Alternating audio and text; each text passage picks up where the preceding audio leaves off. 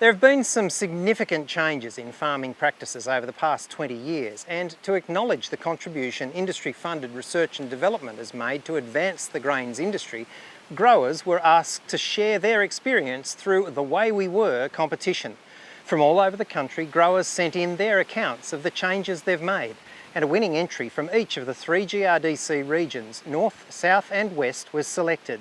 Their reward is an international study tour. Groundcover TV thought you might like to find out a bit more about the winners.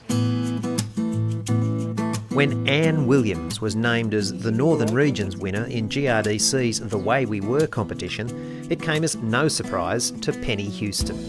Anne is doing a PhD through New England University on soil biology, so she's very proactive in that role, and then she goes out and talks to a lot of the farmers in the district and takes soil samples off their farms and gets them analysed and gives them the feedback on that, which is great. And it's not even half of what Anne and husband Ray do for their industry. They actively go out and seek new knowledge and new information, and I think they do that via quite a different number of paths.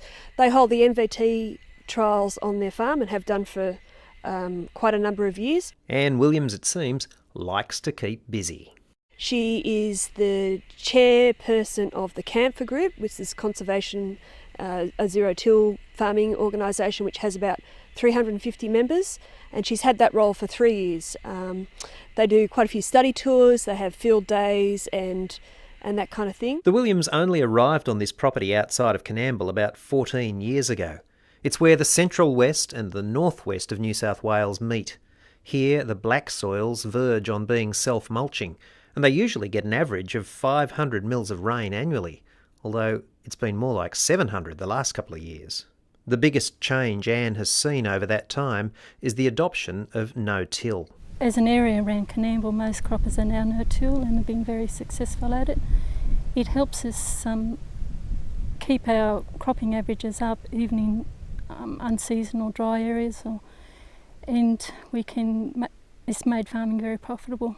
The thing that made us change to no-till was looking over the fence. We weren't the first no-tiller, but the guys that went through the 94 dry year, they had crops and we never got it planted. Since adopting no-till and the use of homemade compost, the Williams have seen cereal crop yields double, pulse yields improve and crown rot and plant diseases reduce significantly. It's not a secret recipe, it's just what we can source.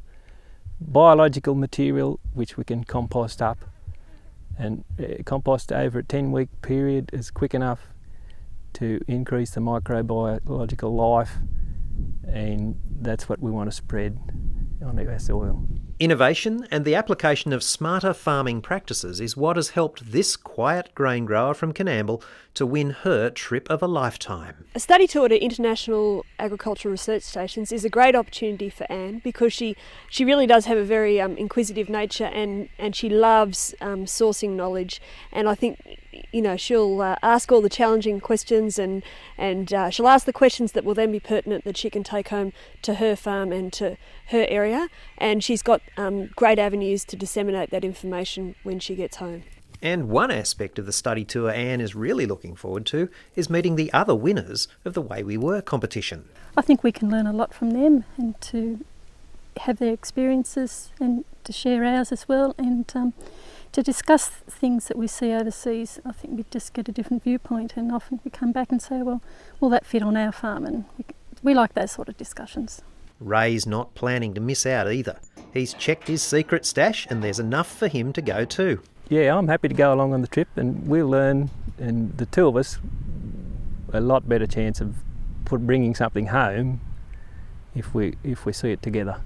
Would I like to go on this international study tour? Yeah, I really would. It'd be fantastic. It'd be fantastic to see what people are doing overseas and to be able to talk to some of the world's leading scientists firsthand and get a few snippets to bring home to implement in my paddocks in the region. It's just blown my mind to think that we've won it, but because there's some excellent farmers out there, and I think, I don't know, just some lucky person just made my day.